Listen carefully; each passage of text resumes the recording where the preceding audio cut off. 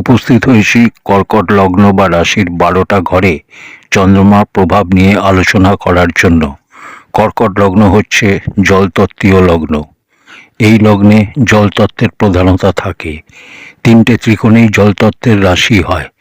কর্কট রাশি চর রাশি, জলতত্ত্বীয় রাশি।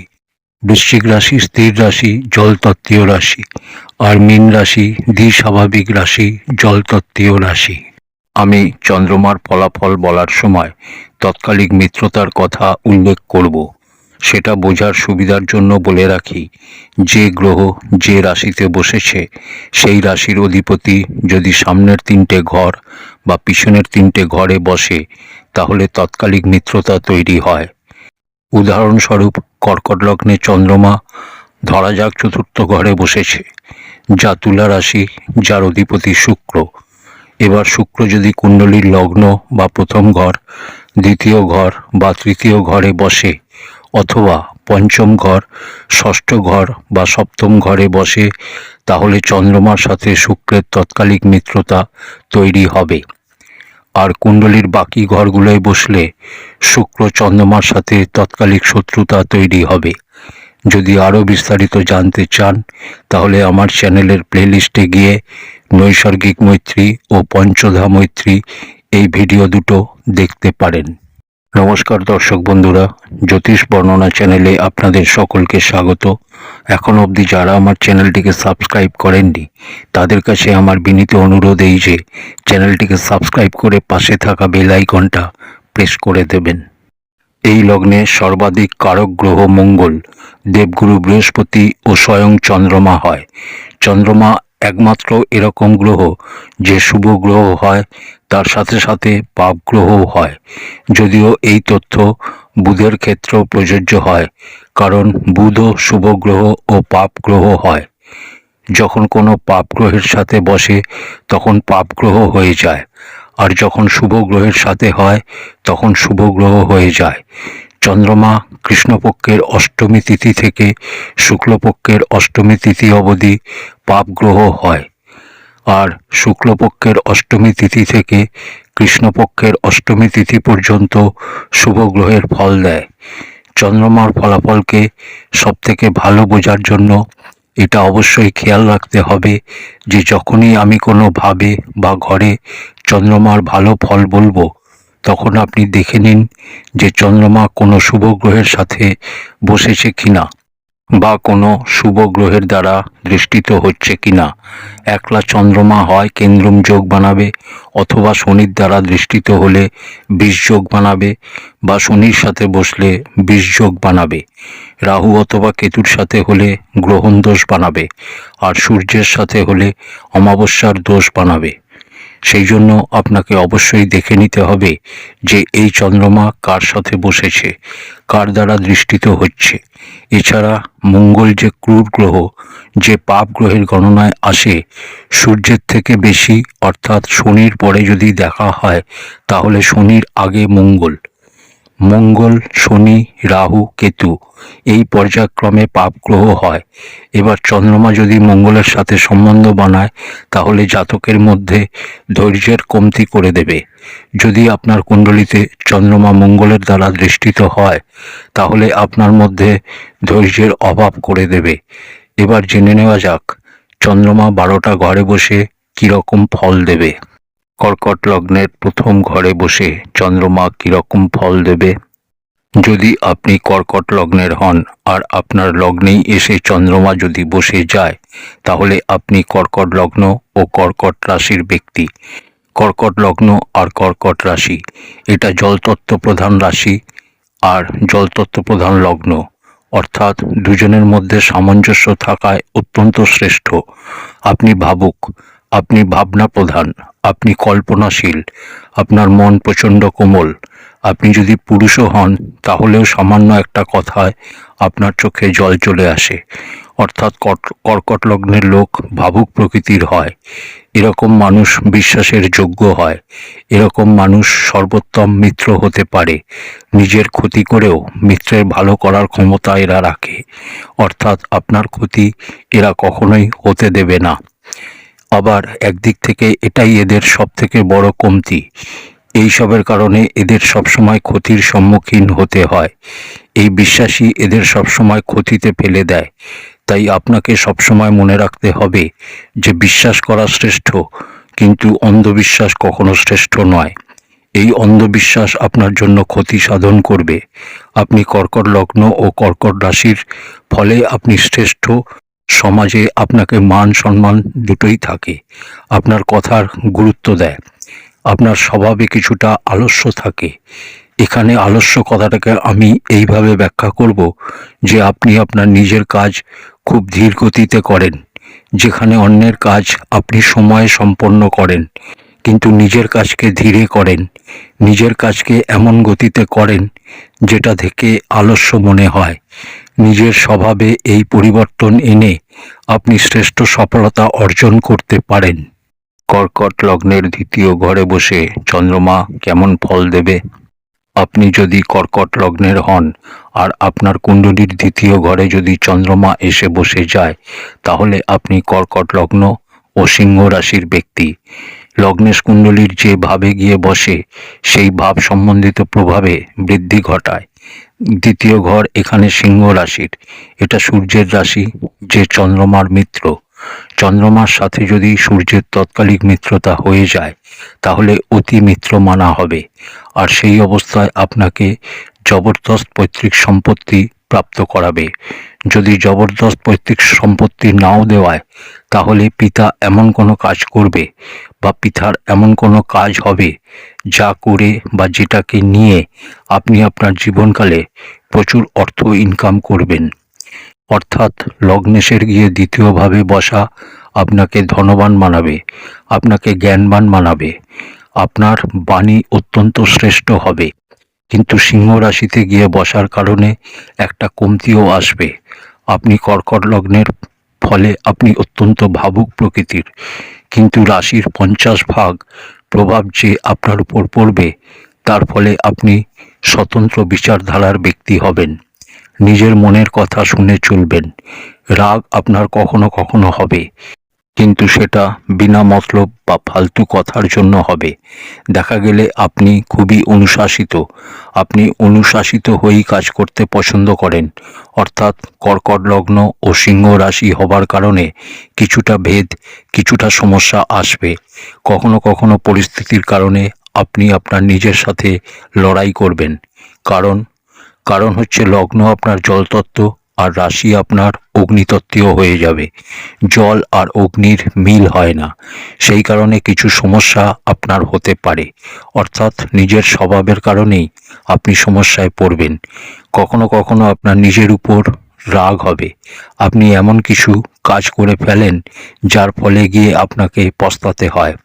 এমনও হতে পারে যে আপনার মধ্যে খুব বেশি আলস্যও আসতে পারে।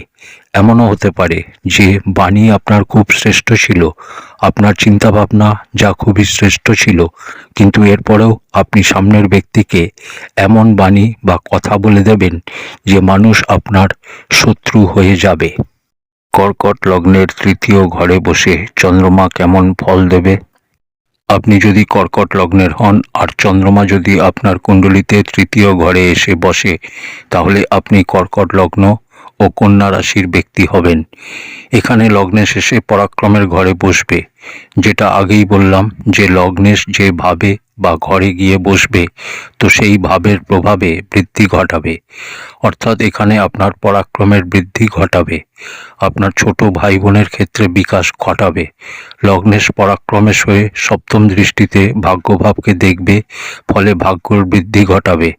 নিজের পরাক্রমের দ্বারা আপনি আপনার ভাগ্যকে বৃদ্ধি করবেন। চন্দ্রমার একটা স্বভাব হয় বৃদ্ধি পাওয়া ও হ্রাস হওয়া। তাই আপনাকে আপনার চন্দ্রমার একবার দেখে নিতে হবে কি অবস্থায় রয়েছে। চন্দ্রমা আপনার পাপ গ্রহ হয়েছে কিনা সেটা দেখে নিতে হবে। চন্দ্রমার ফল কখনো কখনো এরকম হয় যে জাতক কোনো কাজকে মাঝ রাস্তায় ছেড়ে দিয়ে আবার নতুন কোনো কাজ ধরে নেয়। অর্থাৎ একই ধারায় বা একই কাজে বেশি দিন করতে পারে না। আর এরকম স্থিতি হলে নিশ্চিত আপনার সফলতায় বাধা উৎপন্ন হবে। কিন্তু যদি এই চন্দ্রমা বলবান হয়, তাহলে আপনি শ্রেষ্ঠ পরাক্রমী আর শ্রেষ্ঠ লাভ প্রাপ্ত করবেন। চন্দ্রমা এখানে বুধের রাশিতে বসেছে, ফলে এটা ভূমিতত্ত্বের রাশি। আপনার লগ্ন চর আর রাশি দ্বিস্বাভাবিক, ফলে আপনার ব্যক্তিত্বে কিছুটা ভেদ দেখতে পাওয়া যাবে। চন্দ্রমা এখানে যদি পাপ গ্রহ হয় অথবা কোনো পাপ গ্রহের সাথে বসে যায় অথবা পাপ গ্রহের দ্বারা দৃষ্টিত হয়, তাহলে চন্দ্রমা পীড়িত হবে। এবং বুধের সাথে যদি তৎকালিক মিত্রতা না হয়, তাহলে ফলাফল ভালো পাওয়া যাবে না। চন্দ্রমার সাথে যদি বুধের তৎকালিক মিত্রতা হয় বা চন্দ্রমা যদি শুভ গ্রহ হয়, তাহলে ফলাফল ভালো পাওয়া যাবে। কর্কট লগ্নের চতুর্থ ঘরে বসে চন্দ্রমা কেমন ফল দেবে? আপনি কর্কট লগ্নের হলে আর চন্দ্রমা যদি আপনার কুণ্ডলিতে চতুর্থ ঘরে এসে বসে, তাহলে আপনার কর্কট লগ্ন ও তুলা রাশি। চন্দ্রমা এখানে বসলে মায়ের ঘরে বসবে, সুখের ঘরে বসবে। তুলা রাশিতে নীচাভিলাষী হয়ে শুক্রের সাথে চন্দ্রমার শত্রুতা হয় না, কারণ চন্দ্রমা শুক্রের রাশিতেই উচ্চের হয়। কিন্তু শুক্রের সাথে এখানে তৎকালিক মিত্রতা অবশ্যই দেখে নিতে হবে, কারণ পরের রাশিতেই চন্দ্রমা নীচ হয়ে যাবে। এখানে বসা চন্দ্রমা আপনাকে সকল প্রকারের সুখ প্রদান করবে, কিন্তু যদি পীড়িত হয়ে যায়, কারণ অলরেডি পীড়িত হচ্ছে নীচাভিলাষী হয়ে, যদি পাপ গ্রহ হয়ে যায়, তাহলে আপনার কারণে বাড়িতে কলহের বাতাবরণ তৈরি হবে। আপনার মধ্যে এতটাই আলস্য থাকবে বা আপনি এমন আলস্য ব্যক্তি হবেন যে নিজের কোনো কাজ সময়ে করে উঠতে পারবেন না। সর্বদা আপনার জীবনসঙ্গিনীর অভিযোগ থাকবে আপনার উপর যে আপনি কোনো কাজ সঠিকভাবে সঠিক সময়ে করেন না, অথবা আপনার পতির অভিযোগ হবে যে আপনি আলস্য প্রকৃতির। আপনার কর্কট লগ্ন অর্থাৎ আপনি ভাবুক আর আপনার তুলা রাশি, ফলে আপনি সামঞ্জস্য করতে পারেন। এবার যদি এখানে বসা চন্দ্রমা ভালো অবস্থায় হয়, পীড়িত যদি না হয়, গুরুর দ্বারা যদি দৃষ্টিত হয়, শুক্রের দ্বারা যদি দৃষ্টিত হয়, তাহলে অত্যন্ত শ্রেষ্ঠ। গুরুর সাথে দৃষ্টিত হলে গজকেশরী যোগ নির্মাণ করবে, যা আপনাকে অত্যন্ত শ্রেষ্ঠ লাভ প্রদান করবে। তুলা রাশি হচ্ছে বায়ুতত্ত্বের রাশি, আর কর্কট লগ্ন হচ্ছে জলতত্ত্বের। জলতত্ত্বের রাশিতে বায়ুতত্ত্বের কোনো মিল নেই, কিন্তু এখানে বসা চন্দ্রমা থেকে আপনার ততক্ষণ কোনো সমস্যা নেই যতক্ষণ না পীড়িত হচ্ছে। কিন্তু পীড়িত হওয়া অবস্থায় মায়ের সুখে কমতি করবে, মায়ের স্বাস্থ্যকে কমজোর করবে। আর যেটা বললাম যে আপনার কারণেই ঘরে কলহের বাতাবরণ তৈরি হবে। কর্কট লগ্নের পঞ্চম ঘরে বসে চন্দ্রমা কেমন ফল দেবে?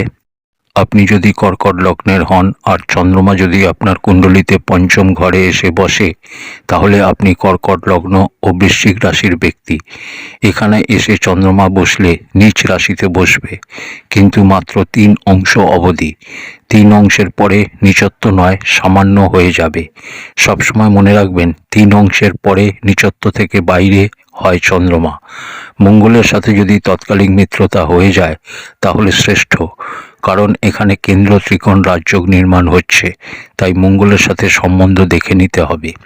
কিন্তু একটা কথা অবশ্যই বলে রাখা দরকার যে 3 অংশের উপরে চন্দ্রমা হলে জাতকের মন খুবই অশান্ত হবে না, কিন্তু এরপরেও নিচ রাশিতে বসেছে, ফলে অল্প হলেও জাতকের মন অশান্ত হবে। তাই চন্দ্রমার ডিগ্রি দেখে নেওয়া দরকার। এখানে বসা চন্দ্রমার উপর যদি কোথাও থেকে গুরুর দৃষ্টি পড়ে যায়, তাহলে অত্যন্ত শ্রেষ্ঠ, তাহলে চিন্তার কোনো বিষয় নেই। এখানে চন্দ্রমা বাল্যকালে কিছু সমস্যা তৈরি করে, শিক্ষার ক্ষেত্রে বাধা উৎপন্ন করে। কীরকম বাধা উৎপন্ন করবে? আপনি 5 দিন মন দিয়ে পড়াশোনা করলেন, আর ঠিক তার পরের 5 দিন পড়াশোনায় আর মন লাগলো না, পড়াশোনা বাধিত হলো, অর্থাৎ মন অস্থির হবে। কোনো জিনিসকে আপনি শুরু করে মাঝ রাস্তায় ছেড়ে দেবেন। কিন্তু যেরকম বললাম যে এখানে বসা চন্দ্রমার উপর যদি গুরুর দৃষ্টি পড়ে যায়, তাহলে সেই অবস্থায় জাতক কবি হবে, জাতক কাল্পনিক হবে। কিন্তু এরপরেও সমস্যা থাকবে। কীরকম? আপনি যে জিনিসের কল্পনা করবেন, কোনো কাহিনীর কল্পনা করলেন, আর গল্পের শেষে গিয়ে আটকে গেলেন। আপনি গল্পের শেষ পরিণতিটা ঠিকঠাক করতে পারলেন না, অর্থাৎ কনফিউশন অল্প হলেও হবে, সংশয় হবে। কর্কট লগ্নের ষষ্ঠ ঘরে এসে চন্দ্রমা বসলে কীরকম ফল দেবে? এখানে এসে চন্দ্রমা বসলে আপনার কর্কট লগ্ন ও ধনু রাশি হবে। লগ্নে হয়ে ষষ্ঠে এসে বসলে আপনার লগ্ন জলতত্ত্বের আর রাশি অগ্নিতত্ত্বের। চন্দ্রমার ষষ্ঠ ঘরের দোষ হয় না, এটা গুরুর মূল ত্রিকোণ রাশি। এবার আপনার ব্যক্তিত্ব কীরকম হবে? আপনি জলতত্ত্বের, অর্থাৎ আপনি ভাবুক, কিন্তু ধনু রাশি হওয়ার কারণে আপনার স্বভাবে দ্বিস্বাভাবিক স্বভাব আসবে। আপনি কাউকে যা বলার তা মুখের উপর বলবেন, কিন্তু পরে গিয়ে পস্তাবেন যে এরকম বলা হয়তো উচিত হলো না, কারণ আপনার মূল স্বভাব এটা না। আপনার যে ব্যক্তিত্ব সেটা খুবই কোমল, বড়ই শান্ত, কিন্তু রাশির প্রভাবও 50 ভাগ পড়বে আপনার উপর। তার ফলে আপনি কখনো কখনো এরকম কথা বলে ফেলবেন যে তার কারণে সম্মান যা পাচ্ছিলেন তা অপমানে পরিবর্তিত হয়ে যাবে। আবার বলি, লগ্নেশের ষষ্ঠের দোষ হয় না, আর এমনিতেও চন্দ্রমার ষষ্ঠের দোষ হয় না, কিন্তু লগ্নেশ হয়ে ষষ্ঠ ঘরে বসেছে, ফলে এটা অবযোগ। আর এর জন্য কখনো কখনো জাতককে জীবনকালে সংঘর্ষ করতে হয়। গুরুর সাথে যদি চন্দ্রমার সম্বন্ধ ঠিক হয়ে যায় তাহলে এটা শত্রুহন্তা যোগ বানাবে। আপনার মায়ের সাথে সম্বন্ধকে কমজোর করতে পারে, মায়ের স্বাস্থ্যকে কমজোর করতে পারে, মায়ের সাথে আপনার মতভেদ হতে পারে। কিন্তু আপনি যদি মায়ের সম্মান না করেন তাহলে নিশ্চিত এই চন্দ্রমা আপনাকে রোগী বানাবে। এই চন্দ্রমা আপনাকে কিছু না কিছু সমস্যায় অবশ্যই ফেলবে। চন্দ্রমা আপনাকে ঋণে ফেলে দেবে। আপনার বাণীর কারণে হাজারো শত্রু হবে। তাই এখানে চন্দ্রমা বসলে মায়ের সম্মান করুন ও নিজের বাণীর উপর নিয়ন্ত্রণ রাখুন। কর্কট লগ্নের সপ্তম ঘরে এসে চন্দ্রমা বসলে কীরকম ফল দেবে? এখানে এসে চন্দ্রমা বসলে আপনার কর্কট লগ্ন ও মকর রাশি হবে। এটা ভূমিতত্ত্বের রাশি, চর রাশি। আর চর রাশিতে এসে চন্দ্রমা বিশেষ কোনো ভালো স্থিতিতে হবে না। কেন? কারণ হচ্ছে মন চর স্থিতিতে যাবে, তো প্রভাবে কোনো শ্রেষ্ঠতা আসবে না। মকর রাশির অধিপতি শনি। চন্দ্রমা যদি শনির সাথে ভালো সম্বন্ধ বানায় তাহলে এই চন্দ্রমা বিশেষ কোনো ক্ষতি করবে না, কিন্তু লগ্নের উপর চন্দ্রমার দৃষ্টি পড়বে, অর্থাৎ নিজের ঘরকেই দেখবে, ফলে এটা শ্রেষ্ঠ হবে। আপনার দাম্পত্য জীবনকে খারাপ করবে না। মনে রাখতে হবে, শুক্র ও চন্দ্রমা দুজনেই স্ত্রী কারক গ্রহ। সপ্তমভাবে যদি একলা বসে তাহলে দাম্পত্য জীবনকে খারাপ করবে। তাই এখানে বসা চন্দ্রমার উপর কার দৃষ্টি আছে সেটা একবার দেখে নিতে হবে। যদি চন্দ্রমা পীড়িত হয়ে যায়, যদি এখানে বিষযোগ তৈরি হয়, গ্রহণযোগ হয়, অমাবস্যার দোষ হয়, তাহলে দাম্পত্যকে খারাপ করবে, আপনার ব্যবসাকে খারাপ করবে, সফলতার ক্ষেত্রে বাধা উৎপন্ন করবে, আপনার ব্যক্তিত্বকে কমজোর করে দেবে। পীড়িত হলে অনেক বেশি পরিমাণে। ধরা যাক শনি যদি এখানেই বসে যায়, অর্থাৎ বিষযোগ নির্মাণ হয়, তো শনি এখানে বসে চন্দ্রমাকে পীড়িত তো করবে, কিন্তু এর সাথে সাথে শনি শস্যযোগও নির্মাণ করবে। আর কর্কট লগ্নে শস্যযোগ কোনো কারক যোগ নয়, কিন্তু এরপরেও শনি যদি বলাবলের সাথে হয় তাহলে শস্যযোগের প্রভাব 60 ভাগ পাওয়া যাবে। তাহলে কি হবে? প্রথমে তো আপনি কিছুটা আলস্য হবেন, কারণ এখানে লগ্নের উপর শনির দৃষ্টি, চন্দ্রমার দৃষ্টি পড়বে, ফলে লগ্নেশ পীড়িত। কারণ শনির দৃষ্টি লগ্নে আর চন্দ্রমাকে বীর্যক বানাবে, আর শনির দৃষ্টি লগ্নে পড়ার কারণে প্রত্যেকটা কাজ আপনার দেরিতে হবে। তাই এর কারণে আপনাকে সমস্যার সম্মুখীন হতে হবে। কর্কট লগ্নের অষ্টম ঘরে এসে চন্দ্রমা বসলে কেমন ফল দেবে? এখানে এসে চন্দ্রমা বসলে আপনার কর্কট লগ্ন ও কুম্ভ রাশি, অষ্টমের চন্দ্রমা শনির রাশিতে বসেছে, মূল ত্রিকোণ রাশিতে বসেছে। এখানে বসে আপনাকে আধ্যাত্মিক বানাবে, কিন্তু লগ্নেশ হয়ে অষ্টমস্ত হয়েছে, ফলে আপনার স্বাস্থ্যকে কমজোর করবে। এটাও কিন্তু অবযোগ। ষষ্ঠ, অষ্টম, দ্বাদশে যখনই হবে তখনই অবযোগ হবে, ফলে জীবনকালে জীবিকা অর্জনের জন্য আপনাকে সংঘর্ষ করাবে। অন্যের কাজ করে দিন, তার কাজ তখনই হয়ে যাবে, কিন্তু সেই একই কাজ আপনার নিজের বাধিত হবে, আপনার নিজের কাজে সমস্যা উৎপন্ন হবে। আপনার সম্পন্ন হয়ে আসা কাজ আটকে যাবে, বাধিত হবে। কিন্তু এখানে বসা চন্দ্রমা যদি গুরুর দ্বারা দৃষ্টিত হয়, শুক্রের দ্বারা দৃষ্টিত হয় বা কোনো শুভ গ্রহের দ্বারা দৃষ্টিত হয়, তাহলে এই চন্দ্রমা আপনাকে অনেক বেশি মানের আধ্যাত্মিক বানাবে, ধার্মিক প্রবৃত্তির বানাবে, বুদ্ধিমান ও জ্ঞানমান বানাবে, আপনাকে ধনী বানাবে। অর্থাৎ সেক্ষেত্রে এখানে বসা চন্দ্রমা থেকে ভয় পাওয়ার কিছু নেই। রোগের ব্যাপারে যেটা বলার সেটা হচ্ছে, চন্দ্রমা কোনো বড় ধরনের রোগ দেয় না, কিন্তু ছোট ছোট রোগ সবসময়ই প্রায় দিয়ে থাকে। ঠান্ডাজনিত রোগ, শীত রোগ প্রায়ই দিয়ে থাকে। কর্কট লগ্নের নবম ঘরে চন্দ্রমা বসলে কীরকম ফল দেবে? এখানে এসে চন্দ্রমা বসলে আপনার কর্কট লগ্ন আর মীন রাশি লগ্নে এসে ভাগ্যভাবে বসলে অত্যন্ত শ্রেষ্ঠ, কিন্তু এখানেও কিছু সমস্যা আছে। ভাগ্যর ব্যাপারে তো আপনি অত্যন্ত ধনী, মহাভাগ্যবান হবেন। কর্কট লগ্ন ও মীন রাশি হবার কারণে দুটোই জলতত্ত্বের, দুজনেরই মৈত্রী, কিন্তু আপনার মন প্রচণ্ড অস্থির হবে। একে তো আপনি খুব ভাবুক, আর দ্বিতীয় আপনার মন খুব অস্থির, আপনার মন চঞ্চল। আপনার দুই স্বাভাবিক স্বভাব হয়ে থাকে, আপনার মনে সংশয় স্থিতি উৎপন্ন হতে থাকে।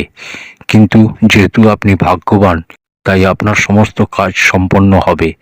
যে কাজকে আপনি শুরু করবেন সেই কাজকে সম্পন্ন করবেন, যে কাজকে করার সিদ্ধান্ত নেবেন সেই কাজকে সম্পন্ন করেই ছাড়বেন।